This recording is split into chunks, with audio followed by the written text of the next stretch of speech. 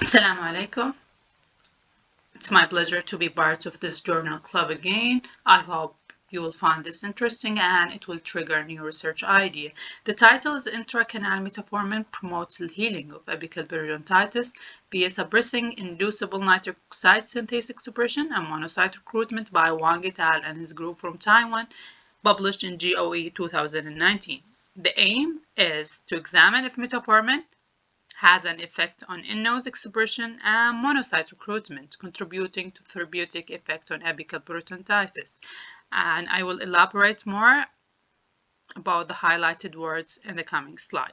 The rationale: if a drug that targets the inflammatory cascade can be administered locally as an intracanal medicament, this will hasten the healing of apical periodontitis, especially in those patients with compromised immune status.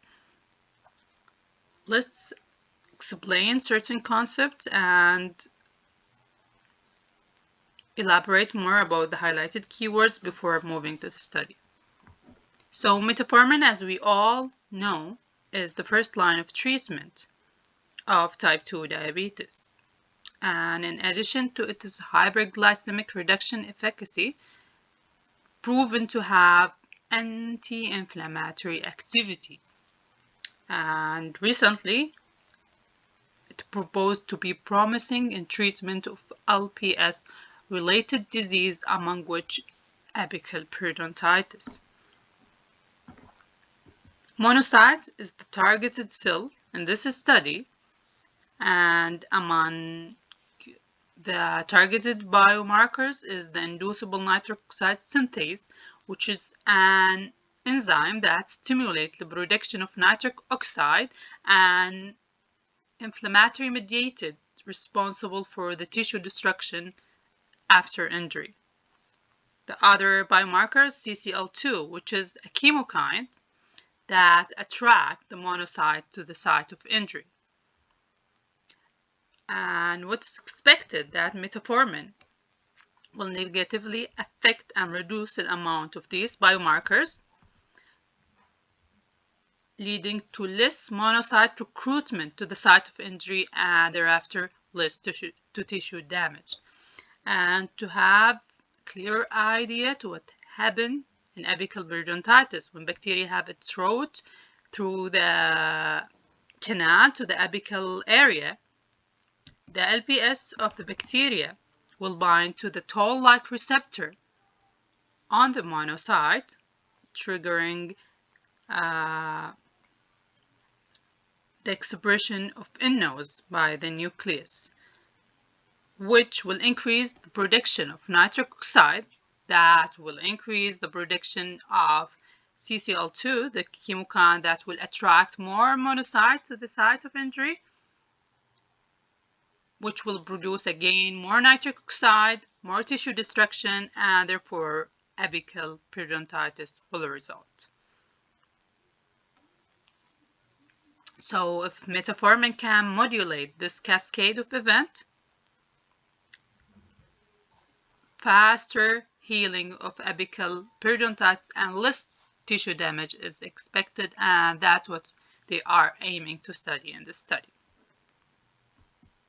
For the material method, we can divide it into two parts. The first part is in vitro, where they have a human monocyte cell line, which is the Monomax 6, treated with LPS, isolated from Fusobacterium nucleatum, and subjected to 3 assays: Western blot to quantify in-nose, nitrate to quantify nitrate, by which we will indirectly quantify in nitric oxide, ELISA, by which we will quantify CCL2 secreted into the culture media.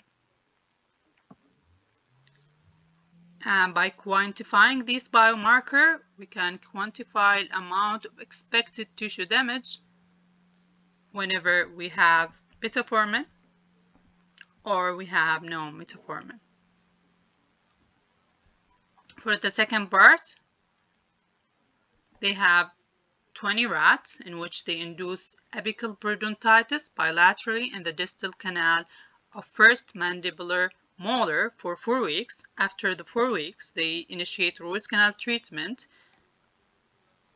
The teeth on the right side receive metformin, while the teeth on the left side received propylene glycol.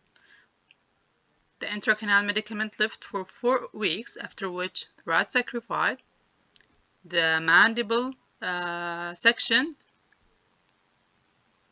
and exposed to both conventional and micro CT. After which the mandible was fixed and subjected to immunohistochemical evaluation targeting nNOS and CD68, which is a biomarker of the monocyte. For the result of the first in vitro part,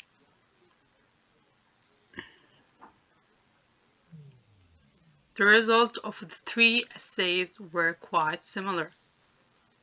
Whenever there is no metformin, there is higher concentration of the biomarker reflecting more tissue damage. So for Western blot, we have higher amount of nNOS in the group that have no metformin than the group to which metformin was added. The same for the nitrate assays. The group that have LPS only has statistically significant higher amount of nitrate than the group that has metformin and LPS.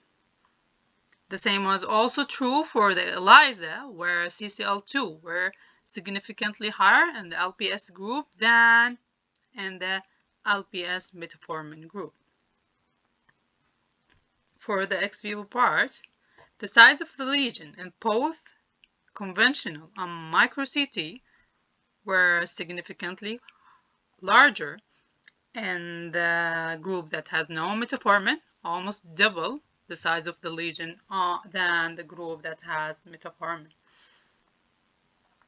And for the immunohistochemical evaluation, the number of positively stained monocytes for nNOS were significantly higher in the group that has no metformin than the group that has metformin, and also that's true for CD68.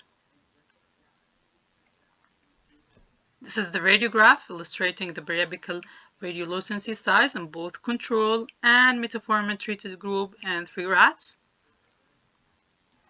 This is the immunohistochemical evaluation showing the amount of inflammation in the control group that's obviously more extensive in the control group than in the metformin group in the bottom. So the result of this study confirmed the therapeutic efficacy of intracanal metformin for treatment of apical periodontitis, the mechanism by which it works by modulation of nNOS expression and nitric oxide production, and therefore suppression the monocyte recruitment, leading to less periapical damage.